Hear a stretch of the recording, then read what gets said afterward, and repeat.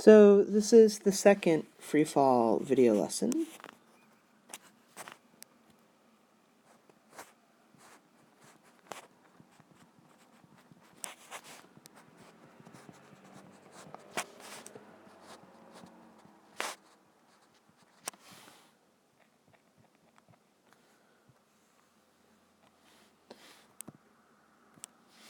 The previous lesson we talked about dropping objects, and we saw that when we drop objects,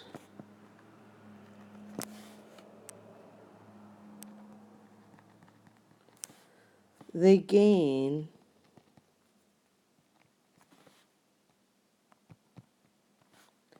(10 meters per second each second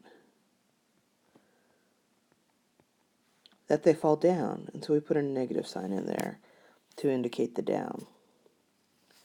And we can take a shortcut and figure out the final velocity of that object by doing v equals gt, where g is the actual acceleration due to gravity, which is negative 10 meters per second squared, which, if you're paying attention, you'll realize is just that concept expressed in a single number. Now, what I want to do is talk about what happens if you have an object that is thrown into the air. It, too, is undergoing free fall. Now, that's kind of strange if you think about it. I'm saying an object rising into the air is also undergoing free fall. So I'm talking about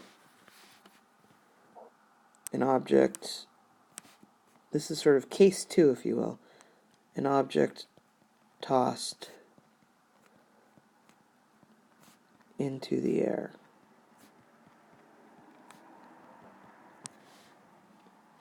So let's go back to our apple example, except for this time, the apple is going to start down from underneath, and there's their funny looking hand, throwing the apple up into the air. And let's suppose that I give the apple an initial velocity of 10 meters per second. So in this case, when I throw it up into the air, it has a v1.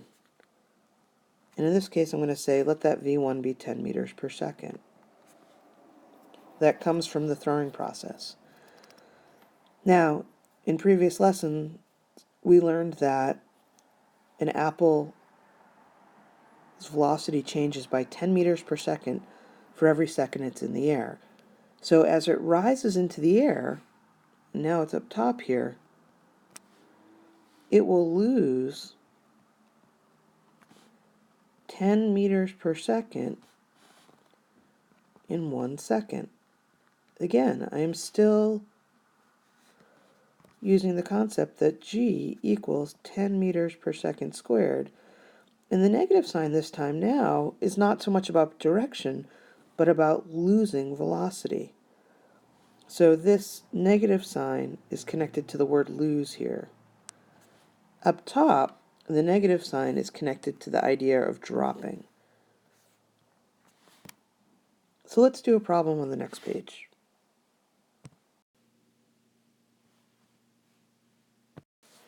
So now, let's suppose I throw an apple with an even greater velocity.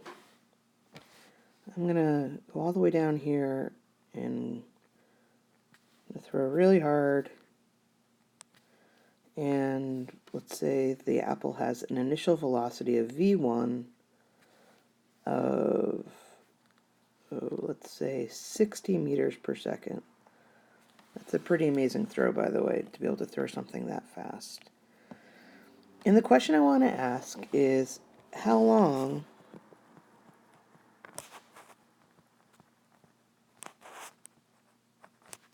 will it take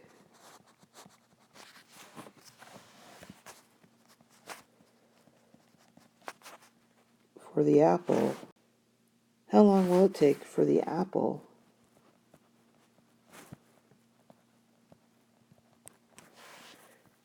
to reach the top of its path?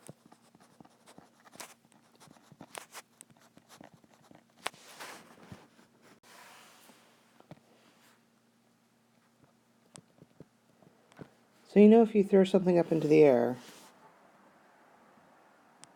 it's going to rise up, and then it's going to come back down. Right, so there's an up and a down. And at the very top, there's a moment when the apple's turning around, and at that very top point,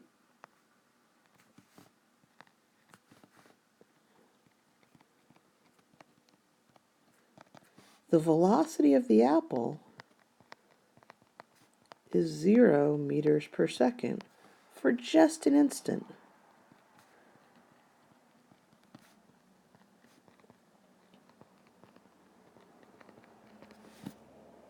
And so when I ask you this question, how long will it take for the apple to reach the top of its peak? I'm essentially asking you, how long does it take for the apple to go from 60 meters per second to 0 meters per second? Well, pause and think about that. So I'm asking how long it takes for the apple to go from 60 meters per second to 0 meters per second. And I know that the apple loses 10 meters per second each second on its way up.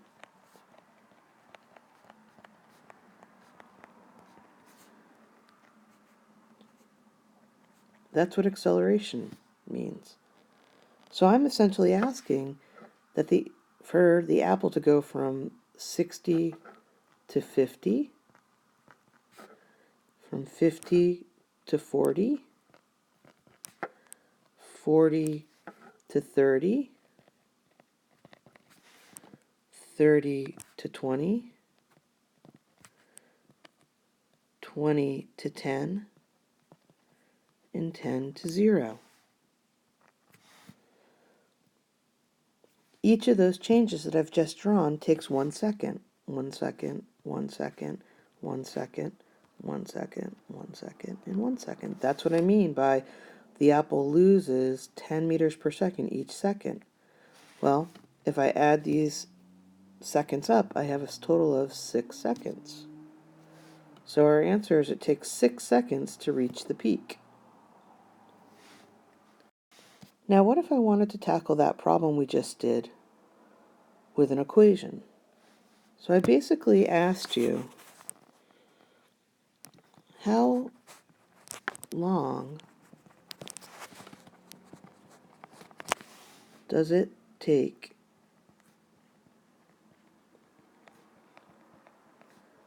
for an apple to slow down from 60 meters per second to 0 meters per second? Well, I'm going to use some of our old skills. I'm going to dvat V2, V average, A, in time.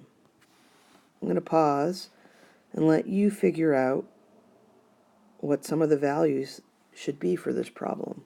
So pause your video and do that. We'll see that A is negative 10 meters per second squared. That's always true because we're in free fall.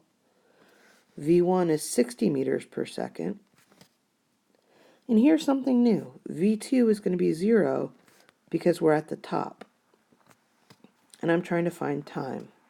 Turns out in this particular problem, V average and D aren't important. So I'm going to use an old equation that we've used. A equals V2 minus V1 all over time. A is negative 10 meters per second squared. V2 is 0. Make sure you put these in the right order. V1 is 60 meters per second. And I'm trying to solve for time. So my equation looks like this. Negative 10 equals negative 60 all over t. I'm going to multiply both sides by t. That means these cancel out. I then have an equation that says negative 10t equals negative 60. And when I solve that, I get t equals 6 seconds. This concludes video lesson 2.